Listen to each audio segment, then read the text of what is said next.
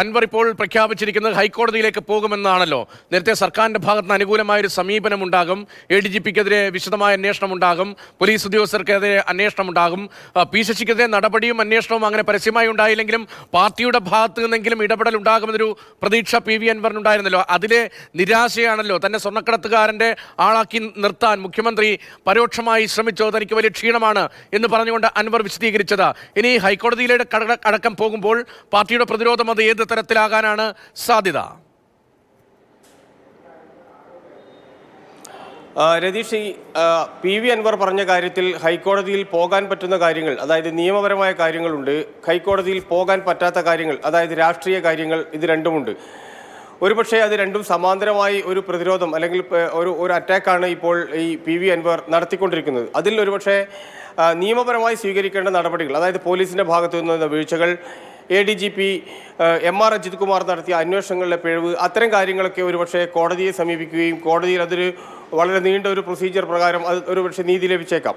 അത് അദ്ദേഹത്തിൻ്റെ ഒരു ഓപ്ഷനാണ്. പക്ഷേ അദ്ദേഹം ഉന്നയിച്ച ഏറ്റവും പ്രധാനപ്പെട്ട രാഷ്ട്രീയ വിഷയങ്ങൾക്കാണ് ഇപ്പോൾ മറുപടി കിട്ടേണ്ടത്. മുഖ്യമന്ത്രി പിണറായി വിജയനെതിരെ, സർക്കാരിനെതിരെ, അതിലുള്ള മറ്റ് പ്രധാനപ്പെട്ട PCC ഉൾപ്പെടെയുള്ള നേതാക്കന്മാർക്കെതിരെ, അതിൽ അദ്ദേഹത്തിൻ്റെ അപ്രമാദിത്വത്തിനെതിരെ, ഏറ്റവും അവസാനം അദ്ദേഹം പറഞ്ഞിരിക്കുന്ന വാക്കുകൾ നമ്മൾ പലതവണ പല രീതിയിൽ കേട്ടതാണ്.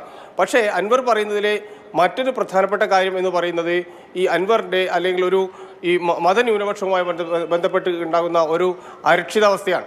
ആ അരക്ഷിതാവസ്ഥയാണ് യഥാർത്ഥത്തിൽ ഇപ്പോൾ KT ജലീൽ ഉൾപ്പെടെയുള്ള ആൾക്കാർ അഡ്രസ്സ് ചെയ്യുന്നത്. അതായത് CPMനകത്ത് മുഖ്യമന്ത്രിക്ക് പ്രത്യേകിച്ചും BJPയുമായി വളരെ അടുത്ത ബന്ധമുണ്ട്.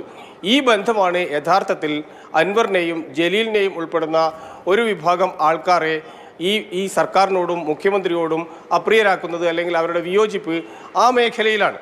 അതുകൊണ്ട് ആ ഒരു വിഷയം അൻവർ ഉയർത്തിയ ആ രാഷ്ട്രീയം, അതായത് CPM BJP ബന്ധം എന്ന രാഷ്ട്രീയം വളരെ സജീവമായി വരും ദിവസങ്ങളിൽ കേരളത്തിൽ ചർച്ച ചെയ്യപ്പെടും. കാരണം അതൊരു ചെറിയ വിഷയമല്ലോ. നേരത്തെ തുടർഭരണം എന്നത് പോലും ഒരുപക്ഷെ കേരളത്തിൽ കോൺഗ്രസ് BJP അന്തർധാരയുണ്ട്, കോൺഗ്രസ്സുകാരെല്ലാം BJPയിലേക്ക് പോകുന്നു തുടങ്ങിയ പ്രചാരണങ്ങൾക്ക് വലിയ തോതിൽ സ്വീകാര്യത കിട്ടിയതിൻ്റെ ഒരു തുടർച്ച കൂടിയായിരുന്നല്ലോ തുടർഭരണം. അപ്പോൾ ഈ ഒരു രാഷ്ട്രീയം പ്രത്യേകിച്ച് മലബാർ മേഖലയിൽ എത്രത്തോളം ആഴത്തിൽ ഇപ്പോൾ ചർച്ച ചെയ്യപ്പെടുന്നുണ്ട്? ഇപ്പോൾ പാർട്ടി സമ്മേളനങ്ങൾ തുടങ്ങിയിരിക്കുകയാണല്ലോ, ബ്രാഞ്ച് സമ്മേളനങ്ങളിലും മറ്റും ഇത്തരം ചർച്ചകളിലേക്ക് കാര്യങ്ങൾ കടക്കുന്നുണ്ടോ? അതിൻ്റെ ഗൗരവസ്ഥിതി തിരിച്ചറിയുന്നുണ്ടോ നേതൃത്വം? അങ്ങനെയെങ്കിൽ അതിൽ ഏത് തരത്തിലായിരിക്കും നിലപാട് വിശദീകരിക്കപ്പെടുക?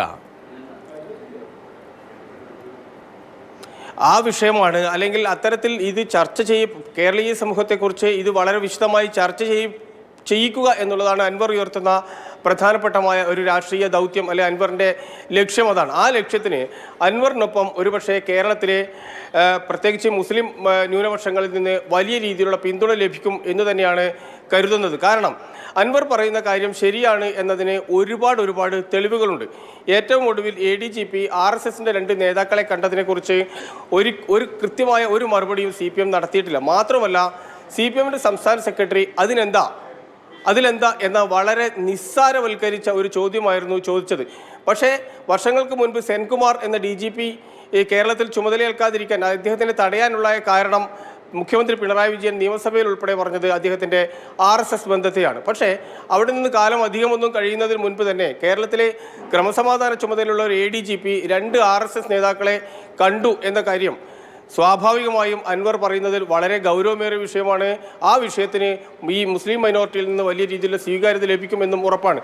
കാരണം കഴിഞ്ഞ കാലയളവിൽ ഇപ്പോൾ സിറ്റിസൺസ് അമെൻമെൻറ്റ്സ് ആക്ട് വരുന്നു എന്ന വിഷയം വന്നപ്പോൾ ഏറ്റവും വലിയ പ്രതിരോധം തീർക്കുന്നതിന് വേണ്ടി സെമിനാറുകളും അതോടൊപ്പം തന്നെ ഈ മുസ്ലിം മതവിഭാഗത്തെ മുഴുവൻ ചേർത്ത് പിടിക്കാൻ പല പരിപാടികളും നടത്തിയ പാർട്ടിയാണ് CPM.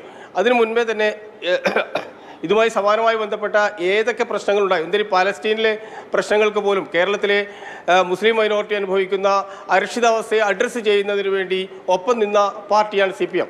അപ്പോൾ അങ്ങനെയുള്ളൊരു CPMൻ്റെ നേതാവ് വളരെ പെട്ടെന്ന് തന്നെ RSSുമായി ബന്ധമുണ്ടാക്കുന്നു. RSSുമായുള്ള ആ ബന്ധം സ്വാഭാവികമായും വിശദീകരിക്കാൻ CPM മടിക്കുന്നു. അത് ശരി.